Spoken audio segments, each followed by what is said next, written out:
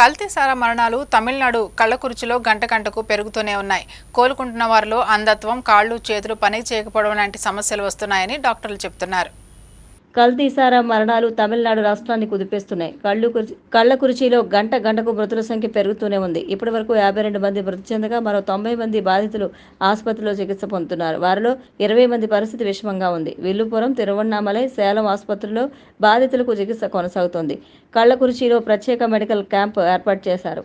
కల్తీ సారా బట్టీలను గుర్తించిన పోలీసులు ఇప్పటివరకు 300 లీటర్ల కల్తీ సారాను స్వాధీనం చేసుకున్నారు. ఈ ఘటనపై సీరియస్గా ఉన్న సీఎం స్టాలిన్ ఫిర్యాదులు వచ్చిన నిర్లక్ష్యం వహించిన అధికారులపై చర్యలకు ఆదేశించారు. మరోవైపు కల్తీ సారా ఎపిసోడ్స్పై సిఐడి విచారణ చేస్తోంది. High court retired judge Gokul Das నేతృత్వంలో విచారణ కమిషన్ ఏర్పాటు చేశారు. ఇప్పటికే ఈ ఘటనలో 5గురు అరెస్టు అయ్యారు. పరారీలో ఉన్న ప్రధాన నిందితుడు చిన్నాదురై కోసం పోలీసులు గాలిస్తున్నారు. మరో కీలక వ్యక్తి మహేష్ను చెన్నైలో అదుపులోకి తీసుకున్నారు.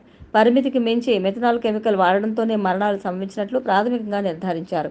కోలుకుంటున్న వారిలో అంధత్వం, కాళ్ళు చేతులు పనిచేయకపోవడం లాంటి సమస్యలు వస్తున్నాయని డాక్టర్లు చెబుతున్నారు.